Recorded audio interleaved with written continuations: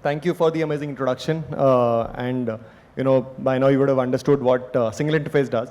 So we are essentially helping brands to unlock, customers who are, or unlock opportunities from customers who are essentially trying to discover you online, and that's most of the customers today. And eventually they will transact either online or offline. Kind of use this opportunity to put together a panel of, distinguished speakers here of brands with different kind of retail presence, right? So there is Domino's with their quick service restaurant. They also sell or retail through partners like a Zomato or a Swiggy, and they have their own stores. Then we have Himanshu, who has their own mobile app, which is, I think, quite path-breaking when it comes to healthcare, 24/7, Apollo 24/7, and they have their own stores. So again, an omni-channel approach to reach out to customers. And then we have Shashi, who is not retailing mostly directly to consumer, but I think in his retail chain there are distributors involved, retailers involved, and then there's end consumer. And there's a very interesting aspect of quick commerce which has come in now, I'm sure, which gives them tons of data to mine, which can be mined through AI. And then we have Shivani from HP's consumer PC business. Again, different kind of retail channels. So, we've been seeing the application of AI mostly, if you would see past presentation, even Silver Push. And the most use cases we hear about AI are today about, either generating content, so creative optimization using AI in, improving efficiency on creatives or efficiency in your ad spends in programmatic advertising, right?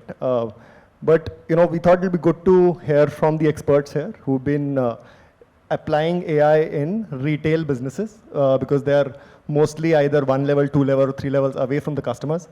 So how are these guys, their businesses, leveraging the power of AI and some wish list which they have for people like us or people who are building AI solutions to solve for, right? So we'd love to kickstart this panel with a quick, kind of a rapid fire question. So I'd ask each one of them to give me a one-word answer for what AI means to them, personally or professionally, what AI solves for them. We'll start with Arif.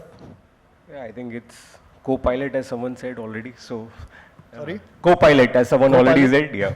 Okay. Solving problems at scale. Less boring work. Less work, though. Yeah, I think I'm going to get a little fantastical and call it alchemy. Alchemy. Wow. Yeah, getting gold dust out of nothing. Not nothing, something at the base. Yeah. Awesome. So it's a great start, I think, for most of us today. I think as Arif said, we are using it as co-pilot. Maybe, a lot of these questions I've generated today are coming from AI. So I think we use it as assistant. So yeah, I would love to ask each one of them, right? So we heard about alchemy, we heard about it helping problems at scale or reducing boring work.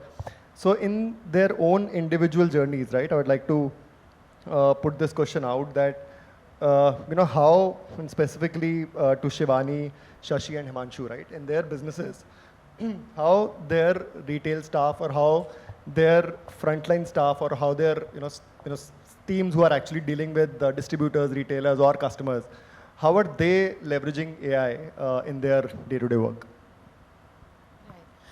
So Sandeep, given that we have a very extensive retail network, right, from our own stores to stores where we work with partners, there's a large consumer journey where AI plays a huge role for us. See, the first thing is that technology in itself is a very well-researched or a high-involvement purchase. What typically happens is the consumer is spending 4 to 6 weeks decoding what they really need to purchase. Now, actually, if you think about it, even people who need to sell, right, except for the people who make it and they understand the tech very well, even people which are a retail staff who need to really take this to the consumer, it's not an easy decode for them, right? They are also spread across the country. Not all of them are native English speakers, in which most of our training, most of our guides, most of our product specs are. So today, the first and foremost role that AI really plays is taking information to them in ways that they understand. So what AI has made possible is that today my trainer at the retail storefront can easily decode this in the number of languages that he wants, across in the mediums that he thinks will be easy for his team to understand. So really adapt it to their level, and that's the first role that AI is really playing for us. In the second case, and in the morning someone very interestingly said, users really want you to tell them what's best suited for their use case, right? And whether you buy phones, whether you buy laptops, or whether you buy any other tech product, you don't want a spec list, right? The last thing you want to look at is a long list of specs and ask yourself the question, do I need this? Do I need this? Do I need this, right? Users hate to do that work, and that's why 4 to 6 weeks, right? And I, as a marketer, would really want this to be a very short purchase cycle, right? So what my retail staff really needs is a recommendation engine, because rightly said, earlier this was very rule-based, right? Even our training was rule-based. Please ask the user, do they do these kind of use cases? Then probably they need some high-end specs, right? Ask the user, do you need it for every day? Recommend this, right? Very rule-based, just the way chatbot in the past used to work. But today you can actually, your retail staff can tell you what the user is telling them and get a recommendation, because my system today, or my recommendation today, is a natural language processing tool, right? So the big use case for my retail staff is to be able to decode this, because now they're able to say, the user's come and told me he spends 10 hours doing this, 4 hours doing editing, 3 hours watching content. What is it that they need, right? Because nobody needs a spec list. So I think where it's really helping is the assisted buying, because I think that's a huge consumer need. And for all kinds of AI, I think that is one of the big things, because that's incremental. That's not efficiency-led, that's more effectiveness-led, because you are creating some kind of delight for your consumer. And you will see that when the consumer is able to trust your advice or your opinion like that, you'll get closure much, much faster, right? Your effectiveness will go up. The third thing which, AI is doing for the retail staff is basically store experience, right? This isn't yet perfected, but, it's in process. So if today a customer walks in who we know stuff about, right? Our first party data tells us where this customer comes from. If they've purchased from us before, we know what kind of products, probably we also know the profession. So if a creator walks in, a gamer walks in, right? I'm able to tell him that, you're buying this, you'll also need a headset. You'll also need a mic if you're, casting or in any way you're streaming, right? It'll help attach, it'll help upsell, it'll help me make a recommendation much stronger, right? While it helps the brand, it makes the consumer also feel that you must really know your stuff if you're able to see their need end to end and make suggestions for them, right? While this is technology, of course, when it comes to store experience, examples abound across industries, right? I mean, recognizing your shelf is out of stock. While tech has fewer SKUs, right? Something like apparel sees a large amount of such things. So you're out of stock, get your store guy to quickly get the replenishment on there, right? Awesome. Somebody's in a store, in a smart fitting room, they can see. Otherwise customers don't trust human beings. They keep telling you, please go and check. Kisi ne trial room mein saman choda hoga. Because we really want to purchase at that point in time something we've liked. Absolutely. Whereas AI can today help all of that. Absolutely. Amazing. I think great examples of how you are using it to improve your customer experience. But I think taking from your last point, I'll put it to Shashi, because in most cases Shashi would not, coming from Reckitt, own the sales staff, right? I think most of the efficiency he can bring in probably is around, love to understand if you're doing something around supply chain, or if you're doing something around inventory management, because I think customer experience is also linked to stock outs, right? So if you are not stocking in, your core products are out of stock, customers won't trust the brand, right? So how are you dealing with that if you're leveraging AI to do that? Thanks for the question. So Sandeep, in the past, what we used to do was, really look into the historical sales data using a bit of ML to sort of, forecast some trends. Now, that was the basic use case. Now, with the advent of AI, there are multiple other factors that we're looking at. For example, does weather or a rise in temperature has a role to play in which some of my SKU might move, right? Now, all these planning is generally done at a head office, right? But how do you really take this planning and ensure that it is executed by thousands of DBSRs or the sales rep that makes at least 15 to 16 calls a day across India, starting from your Kashmir to Kanyakumari, Assam to Arunachal. That's the kind of breadth. So what we do is we typically give them a handheld device, which not only tells them the route they should be taking. This is actually taking into consideration the traffic conditions, the time of the day, and the kind of, how much space you have in your vehicle. Because at the end of the day, you need to also make orders, right? And to this, we also add in a bit of, like we have about 30 brands with about, 200 plus SKUs that each person needs to sell. Now, how do you really ensure that whatever you have planned, so that planning then gets, replicated into these smartphones as a part of recommendation engines. So I know that this person will go from A to B to C to D, and these are the kind of products he would be sort of, actually trying to sell. Now, the entire idea is to optimize the face time between the DBSR and the distributors, rather than spending time on the roads and managing, do we really need to have, do we really have a kind of a demand? Because we already know that these are the kind of demands he would be having. So it's easier to sort of, push that way. Nice. So it's about how you are making your sales staff more efficient, or dealing with the distributors and the final retailers. I think it's you talk about almost 200 SKUs, right? Now, if I come to Himanshu, I'm sure he's dealing with 1,000 SKUs, right? More than that, 10,000. 150K plus SKUs. 50, yeah, so awesome, right? So and each SKU it's a very low value ticket item, right? So how are you managing assortment on your stores? Is there a play of AI in managing that? Yeah, so I think Apollo as a brand, right, needs no mention. 40-year-old company, 150 plus hospitals, 6,000 plus pharmacies, 2,000 plus diagnostic lab centers. We had an insurance play with Apollo Munich. Now we are again back into the insurance space a few months back. So AI, right, what we want to use it for is for saving lives and reducing people's suffering. Now we are into a very serious business and we understand that responsibility. Every piece of information that we put out there for our frontline workers has to be consumed very, very effectively, and there has to be very clear measures that we need to create for our frontline workers. I'll give you one example, right? If someone orders a combi flame, right, that person is definitely suffering from a headache or a body pain. Now, how soon can I get that medicine to that individual? That would ensure the suffering reduces for that individual. A lot of times there are life-threatening conditions, and then you require some prescription medicines immediately which save lives. Now assortment becomes a very, very big channel. So we operate about 6,200 pharmacies across the length and breadth of this country, 150K SKUs. Each region, each geography has a very different consumption pattern. There would be doctors at different geographies writing different prescriptions for different drugs, and it's a matter of preference.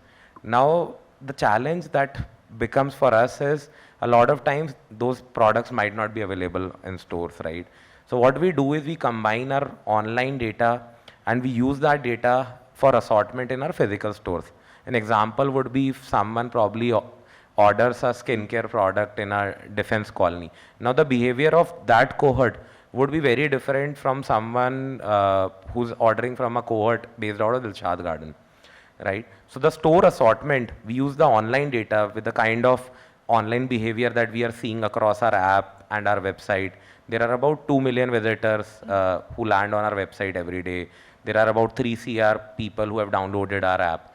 So all of that online behavior basis geographies, we use that for assortment, and then we pass on that data back to our stores so that our supply chain models become extremely strong. And that is all driven by AI. Very real-time feedbacks are passed on back to the stores, and that's how we are trying to crack assortment and use AI for that.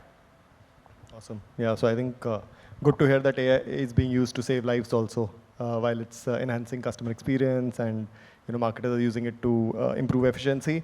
Now, if you see from a customer standpoint, and as I mentioned earlier, the journey is mostly now starting online and either ending online or ending in the physical store. So there is a pre-purchase journey of a customer. There's a engagement part where the customer is actually engaging with the physical store via a phone call or a chat or using the app, or they are actually visiting the store, right? On all these three journey points of a customer, and then obviously post-purchase, they will leave a review. There is data being collected, right? So I would like to, get Arif in here to tell us a little bit more about, this journey of a customer from online to offline, and what data points you're capturing and how you're leveraging AI to get customer insights from those phone calls, from those chat messages, or from their point of sale data, right? Which is again huge in number across India. Yeah, so we operate with about 2,000 stores in India. So that's a pretty large scale. It's the biggest QSR in the country.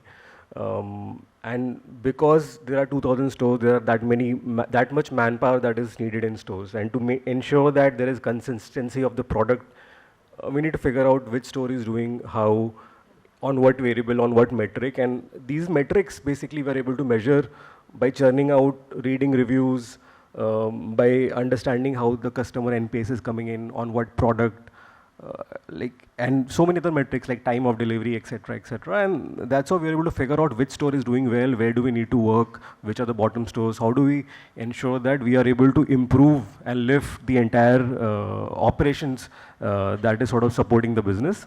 So that's like one use case essentially, which you asked. So we churn out we look at the keywords on what customers are responding, and on our Google My Business pages, which is again for these 2,000 stores, we get a lot of responses from consumers, especially because we are a service business, and people want the pizza to come in immediately. We already have a 30-minute promise, so that sets up us very well. To get that kind of pressure. So because we get so many responses, we are able to churn that and make it into something positive to understand what should we be improving. So that's one part of it. But like apart from that also, it sort of AI sort of seeps in across multiple things that we do. To begin with, where we open stores, that itself is a big question. Like opening a new store is a significant investment. And we have to really pinpoint and figure out which is that hotspot, which is that demand space, which is that lacuna where we are missing. So we build models to predict which pinpointed areas in the short term and the long term will be beneficial for the business. And we marry it with affluence data and a lot of other data points that we are able to sort of source. So that's one. Then obviously once the store opens, we have to communicate to promote the store, to build awareness around the store, and that needs personalization because our creatives need to have the name of the store, the address of the store, the offer, which is again personalized to that area, the name of the area. All these things need to be in the creative. So that's something again where we use AI. Then once the creatives, that communication goes live, we need to sort of understand what has been the impact of it, what is the incremental lift to business. That kind of measurement is also supported by AI. So that's what I wanted to sort of just call out, that across this entire journey, AI sort of supports us. It's our co-pilot in running the business. Awesome. So Himanshu, Shashi, in your case, while the purchases happened, I'm sure there are gruntled customers or happy customers, right? Are you using some AI to analyze that data of customer reviews and acting on it? Yeah, so actually it's a very phygital business that we run. We do about over 1 million transactions on our pharmacies on every single day. And online also, I think our volumes are about 100,000 orders a day. Now, marrying both the two data points sometimes become a challenge. That's where your data lake becomes extremely important. How do you get the customer 360-degree view? How do you figure out the user who's jumping between channels? And that's where we have created certain models. So one very interesting model that we created was dynamic dormancy, wherein we could figure out a customer who was jumping between offline, online, coming to my app organically, coming via my CRM channels, and we could predict basis those behaviors when there's a very high likelihood of we losing this customer because of certain patterns that we could see in our data. And using those dynamic dormancy models, what we now try to do is, whenever we see a pattern across a cohort, we immediately try to address that, wherein it might be a bad store experience, it might be something as simple as getting that order delivered next day versus today, not being able to deliver within that 2-hour promise that we make. Or at certain times, it also becomes a function of probably the lab test, right? someone came to take a home sample, and it's also human to human interactions. So all of those patterns we analyze very closely of what happens after a customer is jumping between channels and suddenly we see a pattern, okay, this might be the time when we might lose this customer. And that's when we immediately try to act on it and figure out, okay, what happened exactly with this customer. And then different channels are used across CRM, we try to figure out it, maybe send a communication on WhatsApp, try to figure out, take that feedback in, what actually happened. Some bad experience. If we don't get that answer from there, probably then there would be someone who will call this customer and try to understand. So those models really help us out in retaining our customers. And again, we are a business which is dependent very heavily on repeat, right? It's 80% repeat business. That's our mode. So yes, that's how we use AI to combine offline, online data and ensure there is no churn in our customers base. Shashi, how about you in your space? Are you seeing, because yours is a very fast-moving consumer goods segment, right? And come to Shivani, which where they are high involvement products, right? I'm sure customers have different attachments or different emotions when they buy low value versus high value, right? So in your case, how important are reviews across different channels of you sell, and how are you even listening to customers who are doing tertiaries on your retailers or small kirana stores, but you don't get to see that data real time, or Absolutely. maybe So not even that's actually a valid challenge that we work with. As I said earlier, that we work with a heavy, it's largely a distribution game, right? So we do have our D2C channels, but I mean clearly we also sort of learn from our D2C channels in terms of audience preference, audience repeat rates, etc. But largely, I would say it's important for us to keep our eyes and ears to the ground. And how we do it is we use extensive social listening across, blogs, across all public platforms, including some of the, Facebook communities. Now, what it helps is because typically when you do a focus group discussion, if I get about 10 people here, and if there is some a moderator, those responses are not really unbiased, because you are there for a reason, and more often than not people try to sort of say the right things. But when you are able to sort of understand these conversations, say in a community where actually consumers are talking, for example, a Gurgaon moms or any of those communities where people are actually conversing. Needless to say, it's all anonymized, so of course you don't get any PII data, but you can at least see that where is the conversations moving, what are the pros and cons people are talking about it. Interestingly, in personal care, a lot of the story is in the ingredients you use. So these communities actually also tell us what are the most active ingredients which are talked about. So when we get into our product development and into the formulation, we are able to sort of, actually get those learnings rather than starting from scratch, because we know people are talking about certain stuff. So it's easier for us to, at times, you also sort of, figure out certain cultural nuances in the communication. That, in fact, then goes back into how you, make your ads. So, and this is actually done at both at the textual level and visual level. And it's all sort of shown as real-time insights. Now AI actually has helped us to sort of really look into the entire array of all information, crystallize into 5 insights in a week, and that's actually good enough for especially when you don't have a 100% D2C business like Himanshu said, where we have to rely on either a distributed touch points or what people are actually talking. Yep. Awesome. So Shivani, in your category? So Sandeep, here actually, see, I think some of the things that the panelists said is that the velocity of where today customers can give us feedback, the velocity with which they can give us feedback, and where they can, those touch points have all increased, right? So besides communities and things like that, one of the places where we really use insights is, say, third-party platforms, right? So we're making a lot of sales on marketplaces. And there are different touch points where consumers are leaving us feedback, right? It's in the Q&A. It's in the actual feedback section.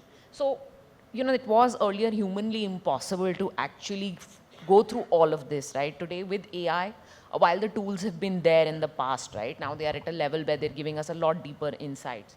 I think one of the things we figured is, where are the problems lying? what is the information the customer is not getting from us. Because every time we go through a Q&A list, we know this is what our content hasn't answered, right? So for example, if an HP printer and the customer consistently says, I can't figure the installation process, that means he or she can't find the installation guide, right? And does that mean that my content needs to have a link? Does it need to tell them where it's hosted? It gives me insights on how I can make this journey seamless, right? Of course, it also gives me insight into product reception, because are people finding fault with the product? Are they not happy with delivery? So I know exactly where the problem lies, which I should work on to improve customer satisfaction.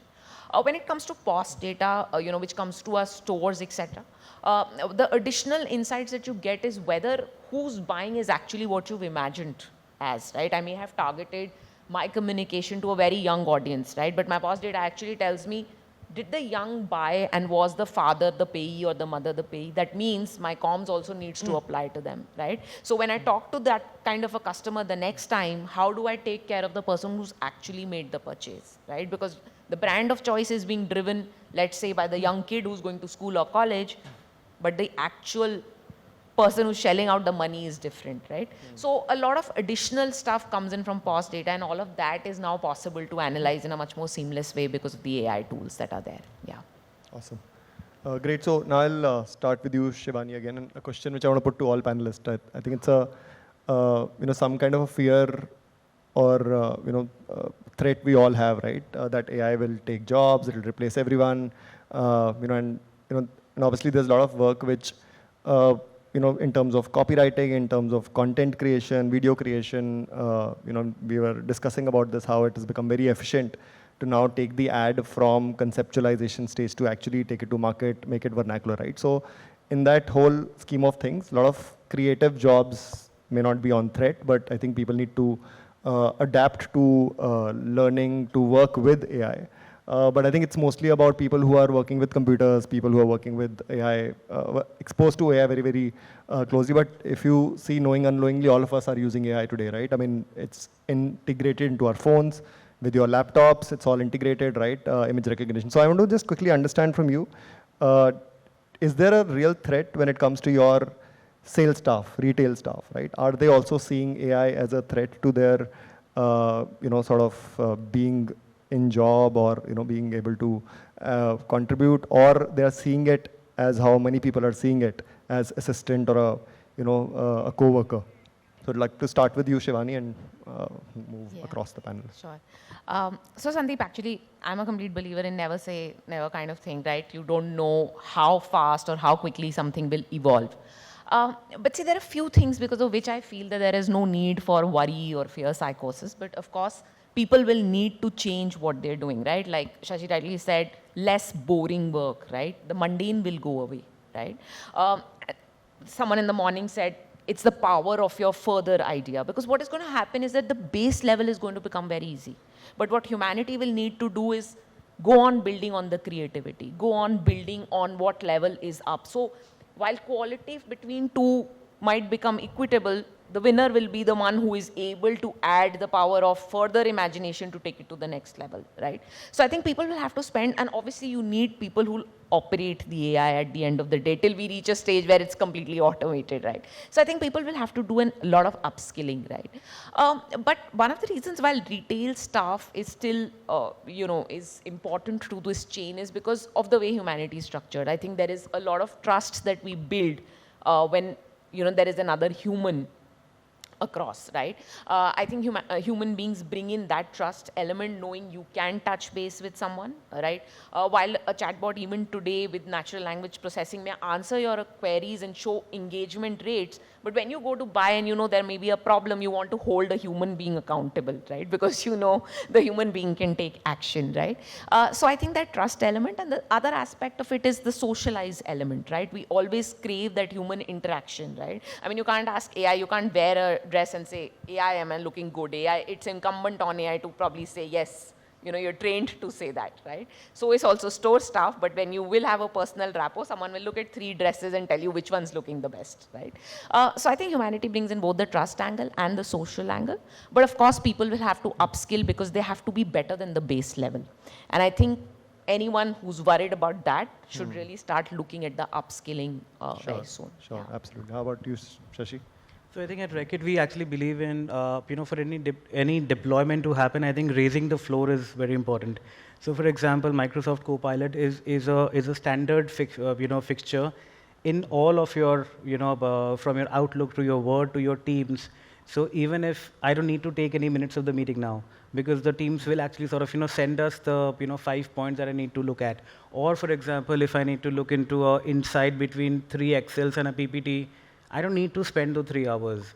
I need to actually spend on whatever insights is there. How do I put an action plan? So I think largely what we're trying to do is we're trying to sort of, raise the floor so that people actually have similar tools to work with, at least inside of Reckitt. But as far as frontline staff goes, I feel anything that AI can't replace, and therefore I think the frontline staff is here to stay, is the empath factor. AI can say whatever it is, but I think when you're actually talking to a retailer or a distributor, the empathy that goes in, or for example, discussing the last Mumbai Indians match, you can't take it away by AI. So I think it's here to stay. It'll just be, the throughput will increase. Maybe we can do with less people, but it's here to stay, as far as I feel. Also, Himanshu, how about you? Yeah, I think the nature of jobs will change, but I don't think you can replace a human, as she very rightly said. There is no way you can replace that human in the store. There is that empathy, there is that touch and feel, right? Sometimes just talking to someone, you need someone to talk to, right, at those stores. But yes, the nature of jobs would change for sure. It would be more consultative in nature. A lot of frontline workers would definitely need to evolve. But again, I don't think there's a threat to their jobs. It's more of a function of evolving, leveraging these tools, leveraging this understanding, and becoming more consultative in your approach. Other than that, I don't think much is gonna change. Sure. Arif, what's your point of view on this? Yeah, so I think our store employees are safe. Their job is to make pizzas, so probably for now, till ChatGPT. Yeah. So great. Yeah, I think thanks everyone. I think what I could really gather from this is that there's an interesting business idea of training people on how to write better prompts, right? So which will help people to work more closely with AI. I think it's here to stay. We can't really run away from it. As computers came into our lives, most of the people thought that work will be outsourced to computers and they'll be able to do a lot of work. But I think people who were able to use computers better, more productively, I think they scaled up and they kind of grew. So yeah, thanks for your inputs and great words of wisdom. I would like to thank the panelists to be of great engaging conversation we had. Thank you all for being a lovely audience. Do we have time for questions?